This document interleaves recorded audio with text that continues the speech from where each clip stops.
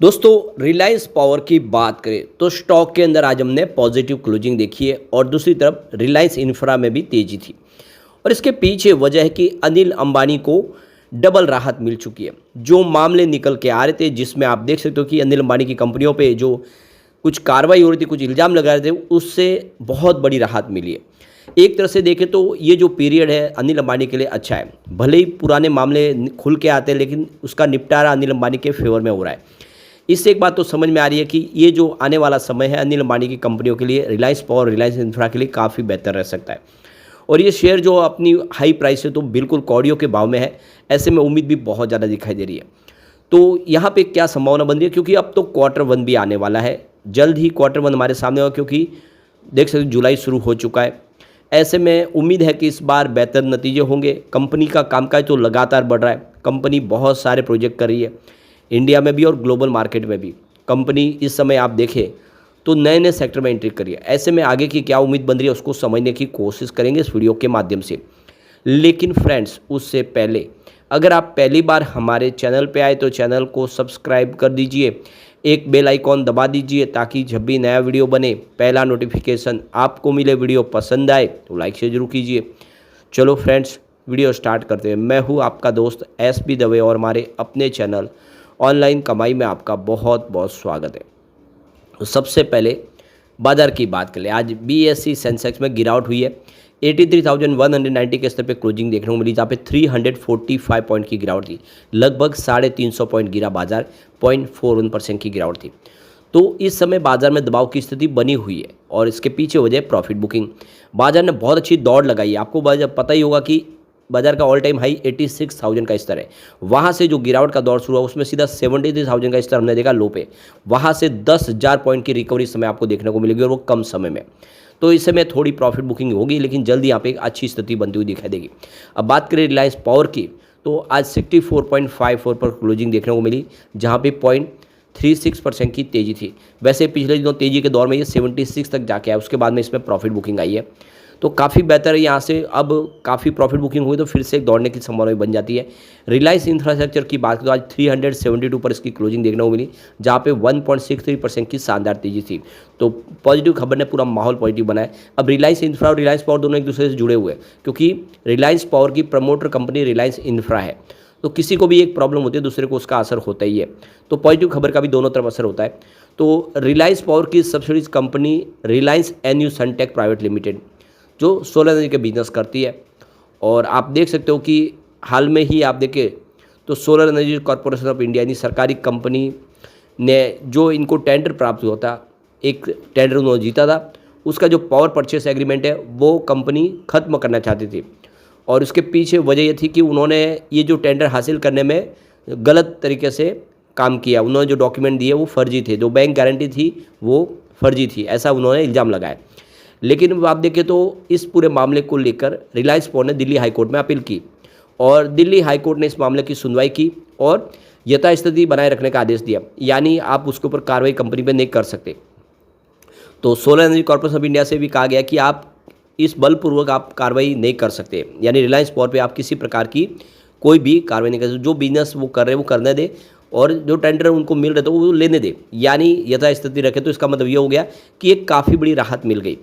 और दूसरी तरफ अगर आप देखें तो यहाँ पे रिलायंस कम्युनिकेशन, जो रिलायंस धीरूभाई अंबानी ग्रुप की ही कंपनी है, जो एनसीएलटी के तहत नीलाम हो रही है। और आप देख सकते हो उस मामले में भी अनिल अंबानी पे नया प्रॉब्लम खड़ा हुआ था, जिसमें आप देखें तो कैनरा बैंक ने अब उच्च न्यायालय में कहा है कि उसने उद्योगपति अनिल अंबानी से जुड़ी रिलायंस कम्युनिकेशन के लोन अकाउंट को, जो फ्रॉड अकाउंट घोषित किया था, उस आदेश को वो वापस ले लिया उन्होंने। यानी अब वो जो देख लो कि कैनरा बैंक यहाँ पे धोखाधड़ी वाला खाता जो घोषित किया उसको वापस ले लिया है।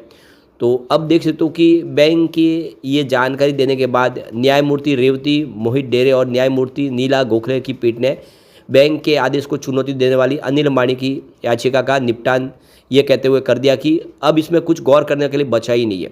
यानी अनिल अंबानी ने जो मामला लगाया था अदालत में तो उस पर अब जरूरत नहीं है, क्योंकि ऑलरेडी केनरा बैंक ने अपना जो उन्होंने आदेश देने के लिए जो लगाया था उसको, धोखाधड़ी का खाता वो घोषित करना चाहते उसको वापस ले लिया। और उनकी तरफ से अब वो कहते हैं कि इसको हम धोखाधड़ी के खाते के तौर पे नहीं करना चाहते। तो पीठ ने कहा कि आदेश वापस लेने की सूचना आरबीआई को दे दी जाएगी। तो वहाँ से भी एक राहत मिल चुकी है। तो पूरी तरह से देखें तो अब धीरे धीरे वो निपटारे होने लगे हैं, स्थिति सुधरती हुई दिखाई दे रही है। तो बैंक ने 8 नवंबर 2024 को ऋण खाते को फ्रॉड अकाउंट के रूप में वर्गीकृत किया था। बैंक ने इसके लिए कई कारणों का उल्लेख किया था। इसमें एक कारण ये भी था कि 2017 में दिया गया 1050 करोड़ रुपए का जो ऋण समूह की किसी कंपनी को ट्रांसफ़र कर दिया गया है, ताकि उससे जुड़े संबंधित पक्षों को अन्य देनदारियों का भुगतान किया जा सके। यह आदेश धोखाधड़ी वाले खातों से संबंधित आरबीआई के परिपत्र पर आधारित था, जिसमें ऐसी घोषणाओं के लिए दिशा निर्देश दिए गए थे। लेकिन अब आप देखें तो उस पूरे मामले से राहत मिली है। इस साल फरवरी में उच्च न्यायालय ने याचिका पर सुनवाई लंबित रहने तक बैंक के आदेश पर रोक लगा दी थी। वही अनिल अंबानी ने केनरा बैंक के आदेश को चुनौती देते हुए तर्क दिया था कि उनके ऋण खातों को फ्रॉड अकाउंट घोषित करने से पहले उनको सुनवाई का मौका ही नहीं दिया, उनकी तरफ से बात रखने का मौका नहीं मिला था। तो अब तो देख सकते हो कि राहत मिल चुकी है, क्योंकि वो पूरा का पूरा बैंक ने अपना जो अपील की थी उसको वापस ले लिया है। तो ये लगातार अच्छी राहत मिल रही है। और दूसरी तरफ अगर आप देखें तो एसबीआई की तरफ से जो रिलायंस कम्युनिकेशन के ऊपर कार्रवाई करने के लिए जो कहा गया था, और उसमें रिलायंस पावर की तरफ से भी ये स्पष्ट किया गया कि एसबीआई द्वारा रिलायंस कम्युनिकेशन के खिलाफ की गई कार्रवाई का रिलायंस पावर पर कोई भी असर नहीं पड़ा है। रिलायंस पावर ने साफ कहा है कि स्टेट बैंक ऑफ इंडिया द्वारा रिलायंस कम्युनिकेशन के लोन अकाउंट को फ्रॉड घोषित करने का फैसला रिलायंस पावर के बिजनेस ऑपरेशन और वित्तीय स्थिति और शेयरधारकों और कर्मचारियों और उसके हितधारकों पर कोई प्रभाव नहीं डालता है। यानी दोनों कंपनियां अलग है। रिलायंस कम्युनिकेशन के ऊपर अगर एसबीआई कोई कार्रवाई करती है तो उससे रिलायंस पावर को कोई फर्क नहीं पड़ेगा, किसी को भी, न शेयरधारकों को पड़ेगा, न कर्मचारियों को, न कंपनी से संबंधित, न उसके बिजनेस को।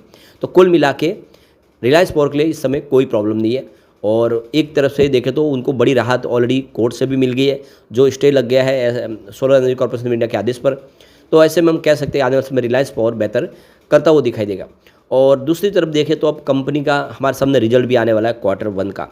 और हम बात एक बार करें Q4 की, तो नतीजे बेहतर थे, क्योंकि 2024-25 के जनवरी-मार्च तिमाही में कंपनी ने 126 करोड़ का प्रॉफिट कमाया था, जबकि फाइनेंशियल 2023-24 में कंपनी को 397.26 करोड़ का बड़ा लॉस हुआ था। तो लगभग 400 करोड़ के लॉस से कंपनी 126 करोड़ के प्रॉफिट में आ गई। ये कोई छोटी बात नहीं है, कंपनी ने बहुत बेहतर किया है। और समीक्षाधीन जो तिमाही में उसकी कुल इनकम रही है वो 2066 करोड़ के आसपास रही है, जो पिछले साल समान तिमाही में अगर देखें तो 2193.85 करोड़ के आसपास थी।